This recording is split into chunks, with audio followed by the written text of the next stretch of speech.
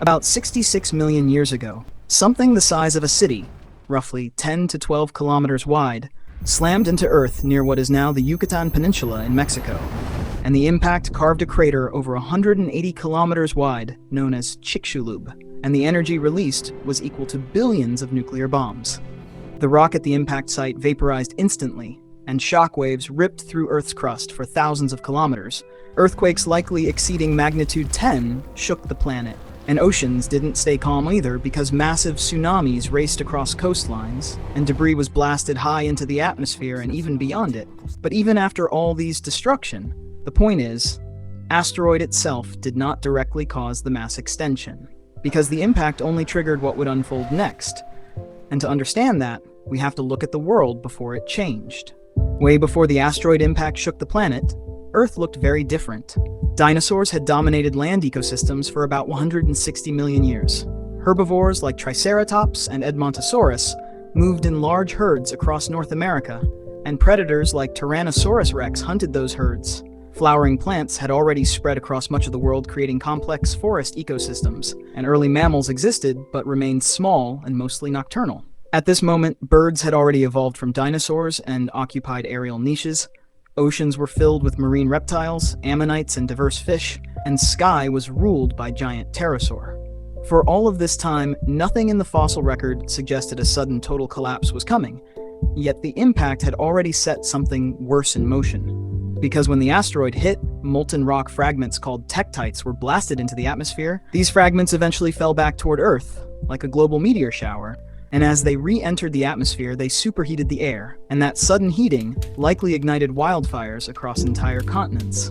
Forests that had taken millions of years to grow began burning within hours or days, and geological layers from this period contain widespread charcoal deposits, confirming that massive fires occurred globally. As vegetation burned enormous amounts of soot, smoke rose into the sky, and at the same time, dust from vaporized rock spread through the atmosphere. Even more importantly, the impact site contained sulfur-rich rocks like gypsum, and when those rocks were vaporized, they released vast amounts of sulfur dioxide gas, and that gas reacted with water vapor to form sulfuric acid droplets.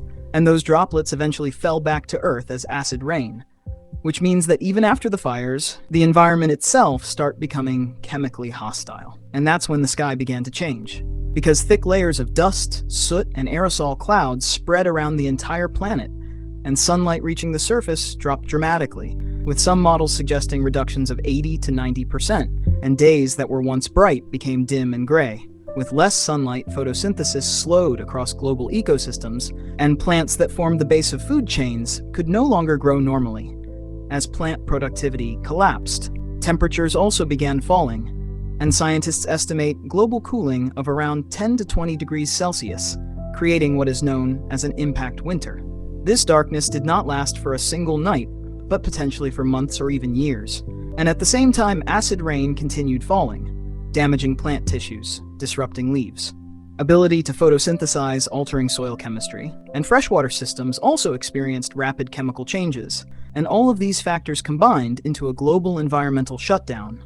And when plants stopped growing, everything above them in the food chain began failing. Because plants are the foundation of nearly all land ecosystems. And when that foundation collapsed, herbivores began starving. Many plant-eating dinosaurs required enormous amounts of food daily. And without constant vegetation, their populations likely declined rapidly. And as herbivores disappeared, predators lost their primary food sources. Large carnivores like Tyrannosaurus faced severe shortages. And scavengers also struggled, because even carcasses became scarce over time. But the collapse was not limited to land, because oceans absorbed large amounts of atmospheric carbon and sulfur compounds, leading to ocean acidification. And many marine organisms depend on calcium carbonate to build shells and skeletons, and acidic water dissolves those structures. Plankton species that formed shells were among the first to decline, and fossil records show a sharp drop in foraminifera populations. And since these microorganisms form the base of many marine food chains, their collapse triggered cascading failures across ocean ecosystems, and large marine reptiles like mosasaurs, which depended on stable food webs,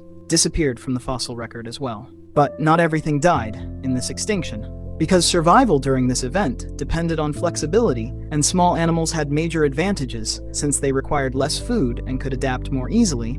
and many early mammals survived by eating insects, seeds, and whatever limited resources remained, and seeds stored underground could persist through long periods without sunlight, and burrowing animals were protected from extreme surface conditions. Freshwater ecosystems were less severely impacted than land or open oceans, and animals like crocodiles could survive long periods without eating due to their slow metabolism, and turtles and amphibians tolerated harsh environmental changes. Some birds survived by feeding on seeds and small animals, yet large non-avian dinosaurs were heavily dependent on stable plant-based ecosystems, and that stability had completely vanished. And eventually, the darkness began to lift, because dust and soot slowly settled out of the atmosphere, and sunlight gradually returned to the surface, and plants began recovering, and ecosystems slowly rebuilt over thousands of years. But the world that emerged was not the same, because the dominant animals of the previous era were gone. All non-avian dinosaurs had disappeared, and the ecological space they left behind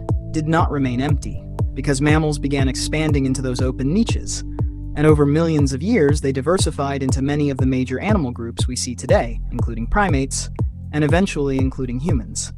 So in the end, asteroid itself was not the true cause of extinction, because the impact lasted minutes. But what followed lasted years. If you like more prehistoric content like this, be sure to like and subscribe, and we'll meet again in next video.